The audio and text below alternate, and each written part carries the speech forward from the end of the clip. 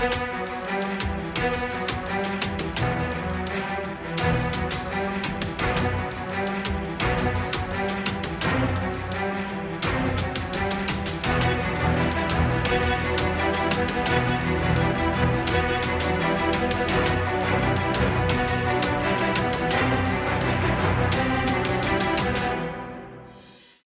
कर्जत तालुक्यातील हजारो विद्यार्थी व पालकांच्या वतीने आज आम्ही माननीय राष्ट्रपती यांना तहसीलदार साहेब कर्जत यांच्या माध्यमातून निवेदन दिलेले आहे। आज आपण पाहिलं असेल खूप मोठ्या प्रमाणामध्ये महिला असतील, पुरुष असतील, विद्यार्थी असतील, अनेक अशा विद्यार्थी मुलं मुली या आमच्या कार्यक्रमाला आयोजित होत्या।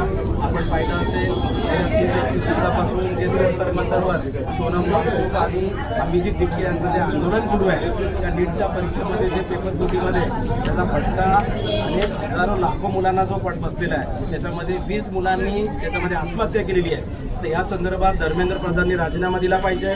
याच्यामध्ये कुठेतरी एक सिस्टीम आली पाहिजे, कारण ज्या पद्धतीने जर त्यांना मार्क्स कमी पडल्यानंतर त्यांचं आयुष्य उद्ध्वस्त होतं, तशाच प्रकारे जर ह्या खात्यामध्ये जर पेपर फुटी जर झाली, त्याच्यामध्ये कुठल्याही प्रकारचं लीक जर झालं, त्याची जबाबदारी कुणीतरी घेतली पाहिजे। आणि ती जबाबदारी म्हणून कुणी धर्मेंद्र प्रधान यांनी जबाबदारी घेऊन नैतिकदृष्ट्या त्यांनी राजीनामा दिला पाहिजे। आणि आज तिथं पाहिलं असं 18 तारखेला ज्या पद्धतीने तिथल्या सोनम वांगचूक यांना जे उचलण्यात आलेलं आहे, त्याच्यामध्ये हे पूर्णपणे संविधानिक अधिकाराचं उल्लंघन आहे। आणि ह्याच्या पुढे कुठल्याही प्रकारे देशभरामध्ये जे लोक आंदोलनं करत आहेत, त्यांना अशा प्रकारे त्यांचं आंदोलन चिरडण्याचं किंवा त्यांना अशा प्रकारे प्रेशराईज करण्याचं कुठल्याही प्रकारची व्यवस्था केली नाही पाहिजे। आज तुम्ही पाहिलं असेल का 20 तारखेला लोकशाहीमधला मोर्चे, आंदोलनं, धरणे आणि निषेध करणं हे लोकशाहीचे अंग आहेत, जे लोकांच्या भावना व्यक्त करण्यासाठी आपण गेले अनेक वर्ष करीत आलेलो आहेत। परंतु आज तिथल्या ज्या मुलांच्या जीवितावर आपण देशाचं स्वप्न रंगवतोय, त्या मुलांच्यावर लाठीमार केलेला आहे, त्याचा सुद्धा आम्ही या घटनेचा निषेध करतोय। आणि हे सर्व करण्यासाठी आम्ही निवेदन केलेलं आहे। भविष्यामध्ये इथलं जंतर मंतरवरचं आंदोलन जर समजा उद्या वाढलं,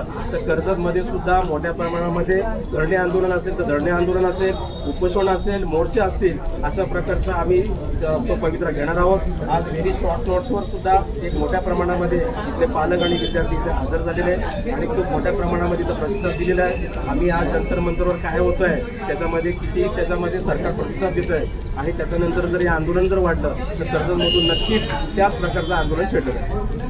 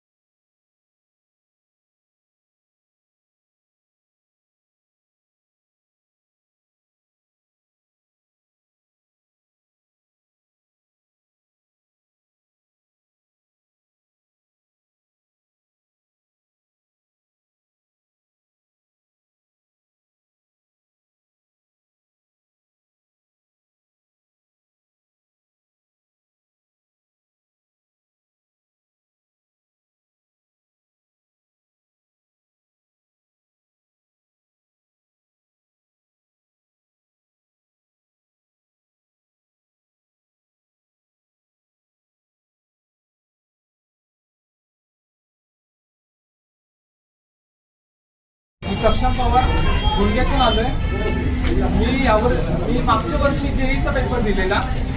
जेईचा पेपर मी पण एंट्रन्स एक्झाम दिले।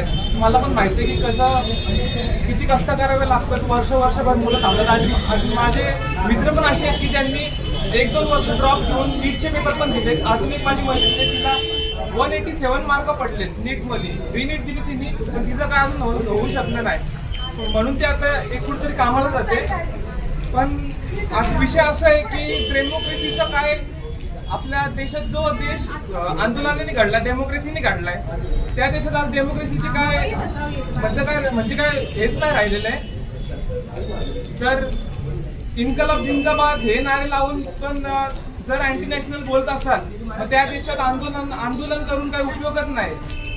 नीटचे पेपर पण असे झालेत का, आज माझा पण एक मित्र आहे पनवेलचा आहे, त्याची पण हालत आता एवढी बेकार आहे की तो पण फुल डिप्रेशन मध्ये आहे। तर माझं असं एकच म्हणणं आहे की आपल्या पोरांना जे बोलतात की तुम्ही बीजेपीच्या विरोधात जाऊन हे कारस्थानं करतायत, तर हे बीजेपीच्या विरोधात जाऊन कारस्थानं करत नाहीत। तुम्ही एवढे वर्ष काय करत होते, तुम्ही हे सगळं बघून पण अजूनही झोपले आहात की तुमच्यावरती पण थ्रू आहे. त्याच्यानंतर अजून लोक बोलतायत की फक्त तुम्ही नीटचा विषय आहे तर तुम्ही त्या प्रोटेस्टमध्ये नीटचाच विषय काढा.